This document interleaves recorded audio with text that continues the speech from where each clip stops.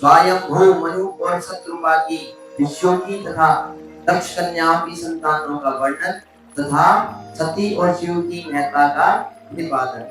ब्रह्मा जी कहते हैं, नारद, तदंतर मैंने सबद तन्मात्रा आदि सूक्ष्म भूतों को स्वयं ही पंचीकृत करके अर्थात उन पांचों का परस्पर सम्मिश्रण करके उनसे स्थूल आकाश, वायु, अग्नि, जल और पृथ्वी की सृष्टि की।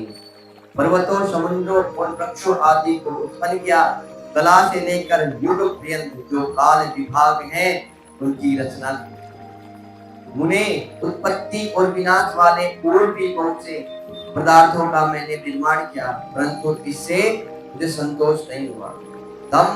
तब शाम शिव का ध्यान करके मैंने साधन परायण पुरुषों की सृष्टि की।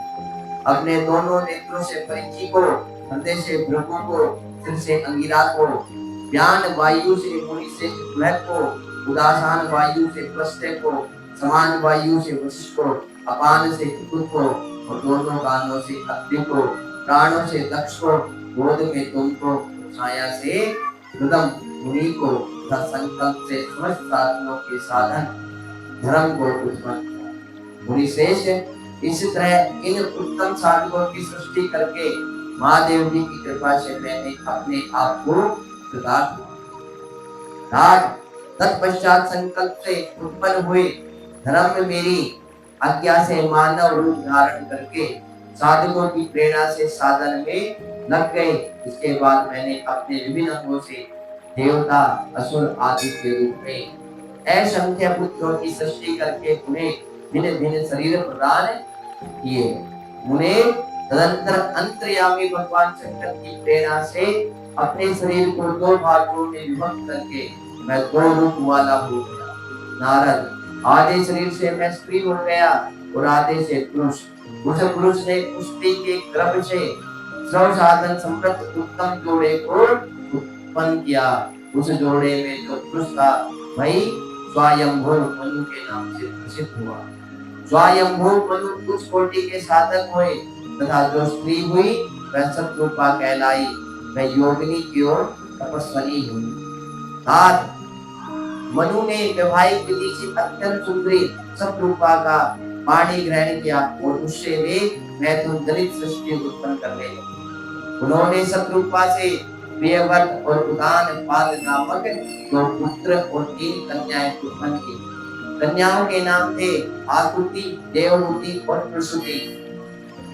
मनु ने आकुतिका का विवाह प्रजापति रुचि के साथ किया और मंजरी पुत्री देवहूति कदम को ब्याह दी और उदान पाद की सबसे छोटी बहन प्रसूति प्रजापति दक्ष को दी। उनकी संतान परंपराओं से समस्त चराचर जगत व्यापक है। रुचि से आकृति के गर्भ से यज्ञ और दक्षिणा नामक स्त्री पुरुष का जोड़ उत्पन्न हुआ। आकृति के गर्भ से यज्ञ और दक्षिणा नामक स्त्री का उत्पन्न हुआ। यज्ञ के दक्षिणा से 12 पुत्र हुए। पूरे कृतम द्वारा देवहूति के गर्भ से बहुत सी पुत्रियां उत्पन्न हुई। दक्ष के प्रसूति से 24 कन्याएं हुई और उनमें से श्रद्धा आदि 13 कन्याओं का विवाह दक्ष ने धर्म के साथ कर दिया। विश्व धर्म की उन पत्नियों के नाम सुनो: श्रद्धा, लक्ष्मी, धृति, तुष्टि, पुष्टि, मेधा, क्रिया, बुद्धि, लज्जा, पशु, शांति, सिद्धि और कीर्ति। ये सब 13 हैं। इनसे छोटी जो शेष 11 सुलोचना कन्याएं थी उनके नाम इस प्रकार हैं: ख्याति, सती, संभूति, स्मृति, प्रीति, क्षमा, सन्नति, अनसुया, ऊर्जा, स्वाहा तथा स्वधा।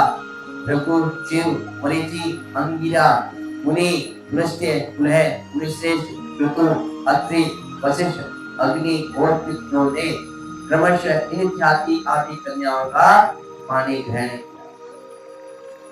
भृगु आदि मुनि श्रेष्ठ साधक हैं।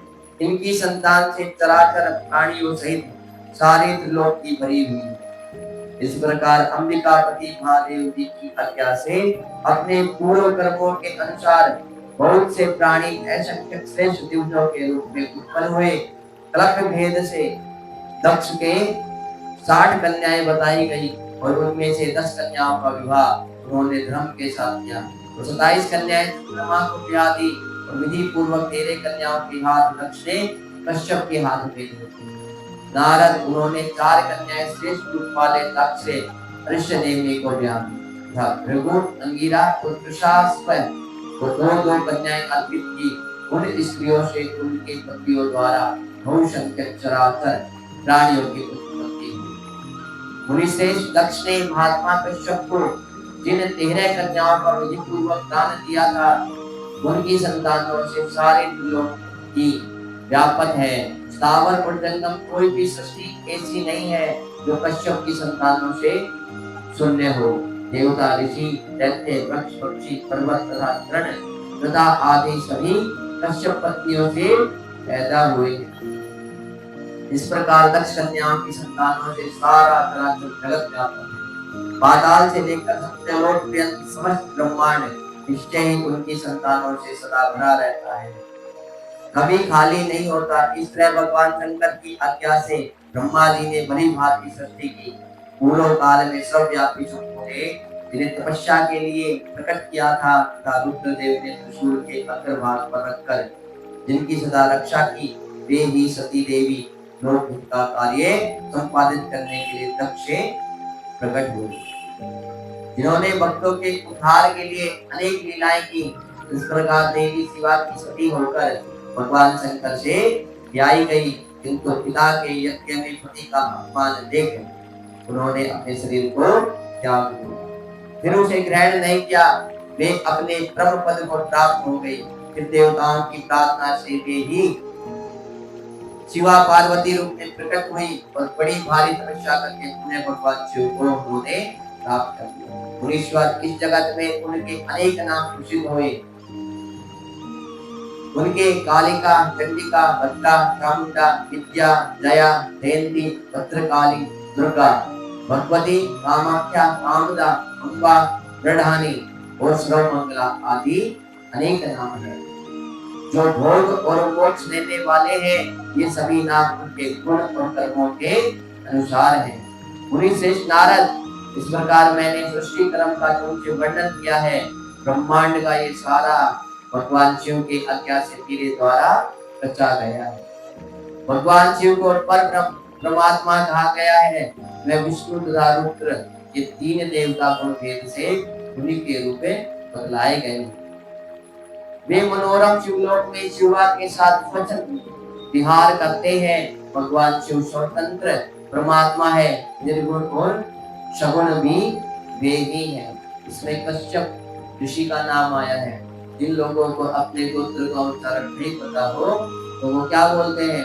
कश्यप पुत्र। कश्यप गोत्र का नाम उच्चारण करते हैं, क्योंकि बहुत से लोग हैं जिनको अपने गोत्र का पता ही नहीं है, किस गोत्र में किस कुल में हमने जन्म लिया। जिन लोगों को नहीं पता है तो उनको अपने गोत्र का उच्चारण कश्यप के नाम से लेना चाहिए।